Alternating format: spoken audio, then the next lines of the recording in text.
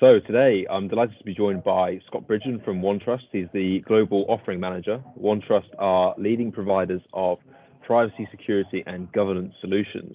And today's a bit of a special one. We're going to be talking about secure work anywhere. So as things are changing from remote working, the tier systems are changing constantly.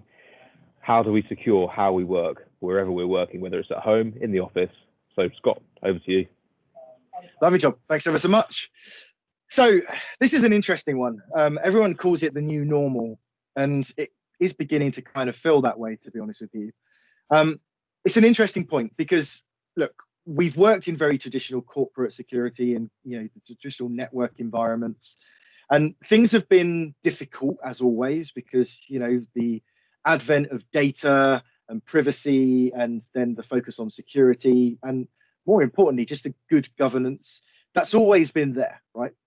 However, new stuff's been thrown into the mix.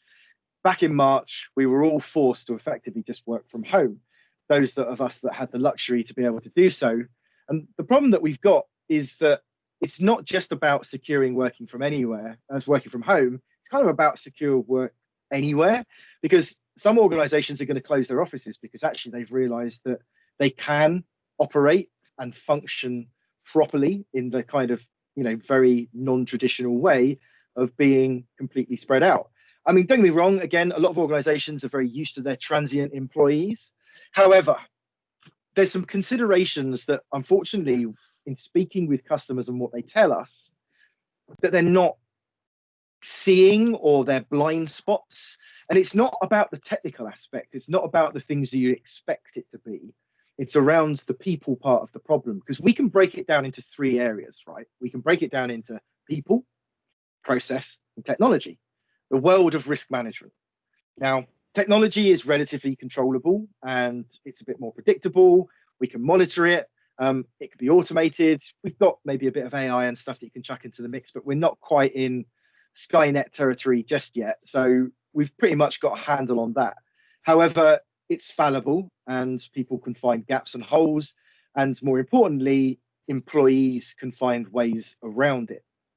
We've got the process piece, so the governance aspect of how we document, measure, monitor evidence, and make sure that we can remediate and do all the good stuff off the back of it. We could also use that as actual policy to enforce and make sure people are educated. But it's the people part. And then we come to the last aspect, the people part of the problem. Now, this is the thing that I feel like a lot of organizations might not have got a grip on. How do you see different industries? What would be your top tips for different organizations in different industries for considering the whole people, process, technology that you've mentioned?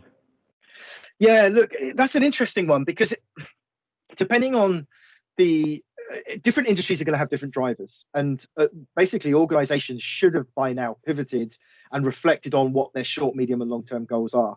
And actually, as cyber and and IT risk professionals, which the two are very different, by the way. Cyber is obviously the more day-to-day, protecting kind of stuff and making sure that we can respond and detect, and we've got the good intelligence aspect and we can do the prediction. And then the IT risk is more about the enterprise and actually working out the impact and being able to translate that. And during that translation conversation, we should understand what the company's goals are, and the shift from the that medium and long term down to the short term tactical, keep the lights on, operate, deliver widgets, customer satisfaction. Actually, what we can do as organizations is make sure that we know where we stand. So what are the things that are important to our business from a compliance standpoint? What's the mandatory? We've got to do the mandatory. So what's our part to play in that mandatory? Protecting data, securing it, blah blah blah. So it's prioritization. But unfortunately, it's not just, it's prioritization for your industry. I think that's the thing, but also against your organizational goals. Fantastic. I think you've made some really good points there. So, Scott, thank you very much for your time. Thank you for joining me today. No problem. Thank you. Thank you for watching today's video. Be sure to keep following us on Twitter, LinkedIn, and YouTube for the daily video updates.